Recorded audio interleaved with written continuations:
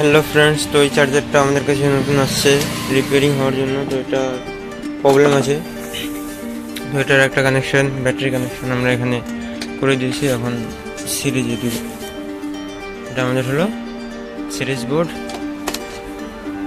Connection করে দিয়েছি। এটা আমাদের সিরিজ বাল্ব, এটা টিভিটার সাথে সাথে কেমনভাবে দেখবেন, জ্বলাই নিভে গেল আর এখানে লালটা জ্বলছে।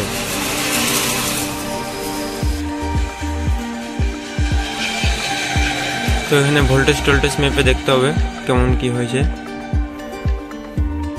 কোনো চার্জার আসলে বেসিক আগে কি করতে হয়, সব কিছু মানে সিরিজে কানেকশন করার পরে তারপরে এই ব্যাটারির লাইনটা, এটা ব্যাটারির লাইনটা ব্যাটারিতে কানেক্ট করে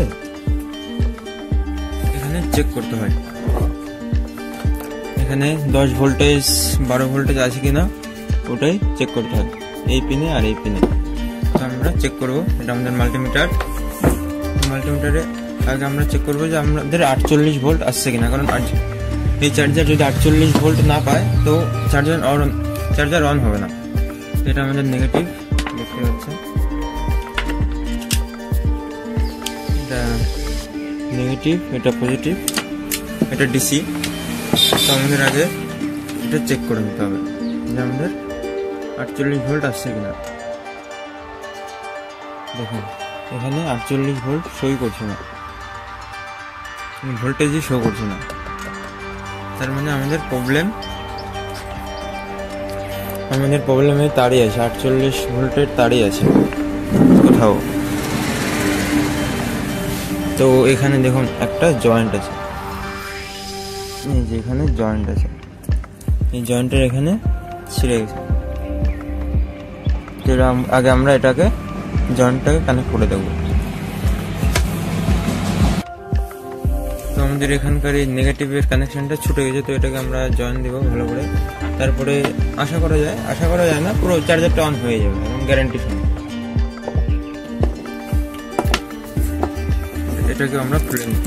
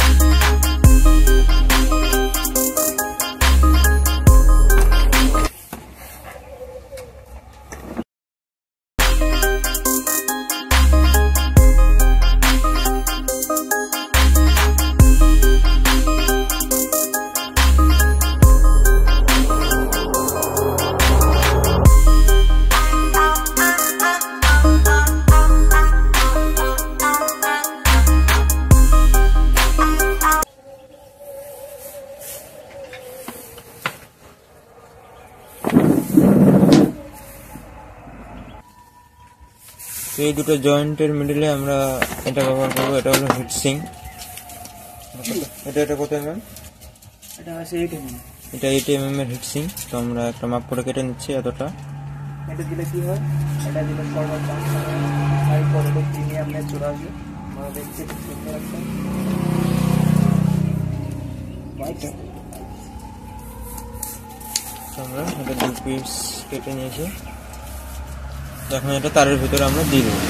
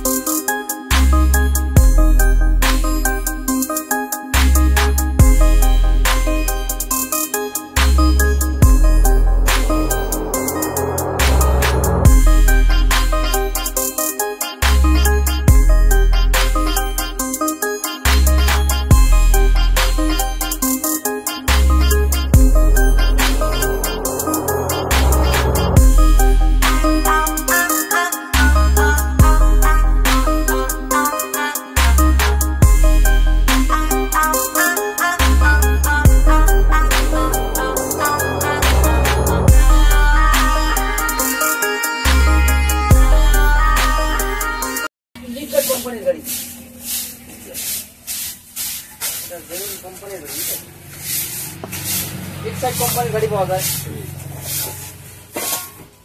এক্সাইড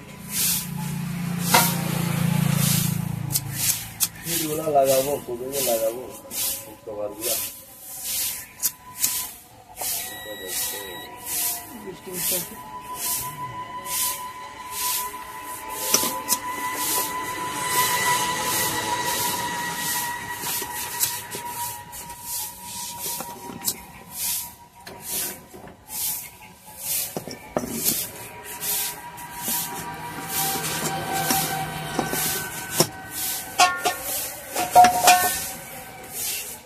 তো ফাইনালি এটা আমাদের পুরো কমপ্লিট হয়ে গেছে, ফিনিশিং পুরো একের। এটাকে এখন আমরা কানেক্ট করে দেবো। এটা আমাদের ব্যাটারি কানেকশন 48-এর। এটা আমাদের কারেন্টের কানেকশন দিয়ে দিয়েছি, অন হয়ে গেছে। এখন দুটো লাইটই জ্বলছে।